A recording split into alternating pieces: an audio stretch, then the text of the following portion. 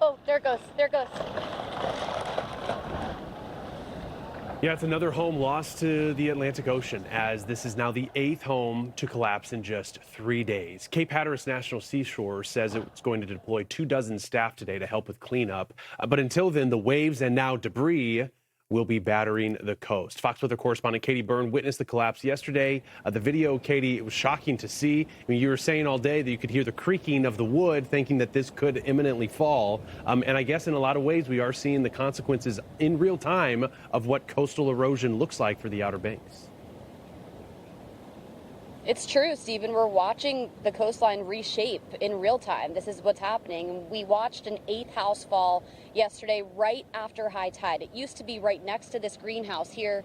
We heard the creaking pilings snap and give way, and all of a sudden that house was in the sand. And then slowly the ocean tore it into pieces. It's part of this field of debris now.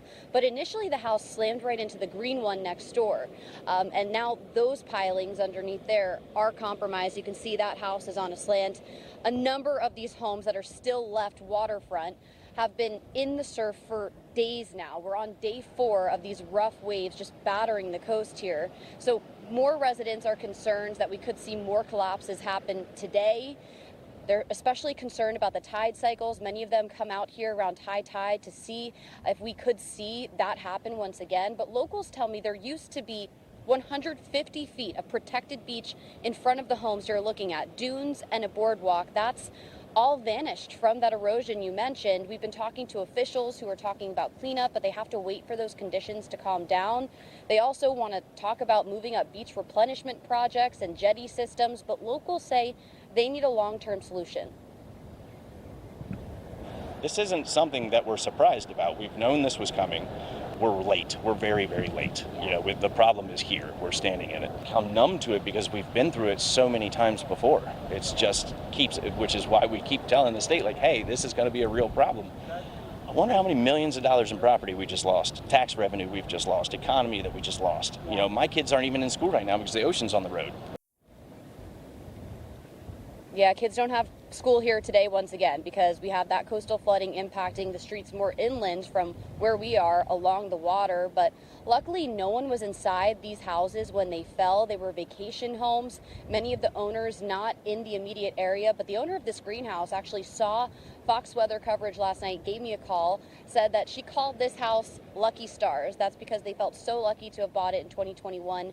And it's a tragic situation. All the memories they have there, they're just watching it slowly succumb to the ocean. And what's so disturbing about it, I guess, Katie, and I think it was one of the people that you interviewed during this week, some of these homes had been lived in or at least rented out as recent as a month ago. So it wasn't as if they were deemed condemned or uninhabitable, right? A month ago, they weren't. They were rented out to vacationers. That's what we're told by the community here. And you can actually see for rent signs on many of these homes. But after Hurricane Erin delivered a similar swell event to what we're looking at here, these homes were deemed unlivable. So we have these yellow signs on some of them posted warning people that they're unsafe to be in. That only happened a few weeks ago, and now we're in another swell event. So thank goodness they weren't rented out right now. Yeah, no doubt about it. And then also the other man you talked about saying that his kids weren't in school because we've got the ocean over the road. That road most likely, I'm assuming, but NC-12, right? We got an update from North Carolina Department of Transportation saying, though, that from the end to the end of the Outer Banks, it has reopened. So there's some promising news, but in a lot of ways, this is a way of life now. We appreciate it. Fox Weather Correspondent Katie Byrne for us in the Outer Banks of North Carolina. Thanks, Katie.